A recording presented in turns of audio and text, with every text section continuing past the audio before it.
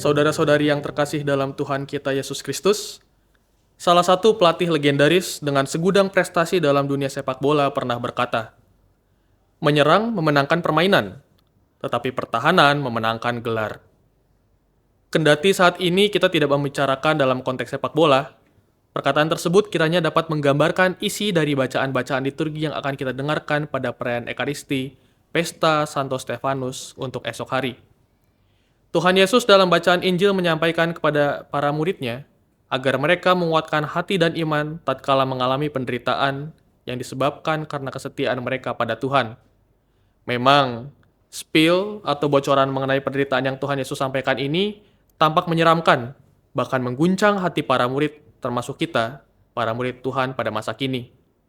Walau begitu, Tuhan Yesus menyampaikan dua janji bahwa Roh Kudus akan menyertai dan menuntun, serta keselamatan apabila kita setia dan bertahan sampai akhir. Apa yang disampaikan Tuhan Yesus tersebut terbukti dalam kisah Santo Stefanus dalam bacaan pertama. Bacaan pertama mengisahkan Stefanus yang suci dan penuh Roh Kudus, yang penuh kuasa dan karunia, berhadapan dengan fitnah dan serangan orang-orang yang membencinya karena iri dan sakit hati akan karisma yang Stefanus miliki. Orang-orang itu mencoba bersoal jawab dengan Stefanus. Namun Stefanus dapat menjawabnya karena Roh Kudus sendirilah yang berbicara dalam dirinya. Karena hal tersebut tidak mempan, singkat cerita, mereka merajam Stefanus dengan batu hingga tak bernyawa.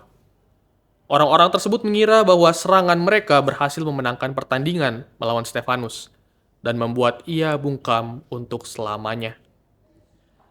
Meski Stefanus kalah dalam kacamata duniawi, tapi sesungguhnya ia telah memenangkan gelar kemartiran dan mahkota keabadian di surga berkat pertahanan iman dalam lindungan Roh Kudus.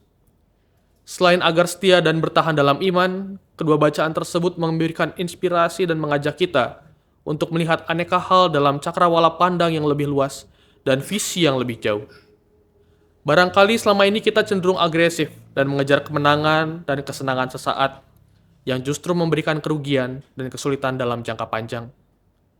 Sabda Tuhan dan kesaksian hidup Santo Stefanus memberi inspirasi dan teladan bagi kita untuk berlaku sebagaimana pepatah.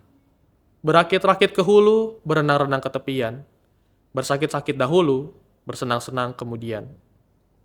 Saudara-saudari terkasih, masih di dalam sukacita kedatangan Tuhan, kita mohon rahmat Tuhan dan doa Santo Stefanus agar kita mampu untuk setia bertahan dalam iman yang menghidupkan harapan akan keselamatan abadi karena Allah sungguh mengasihi kita.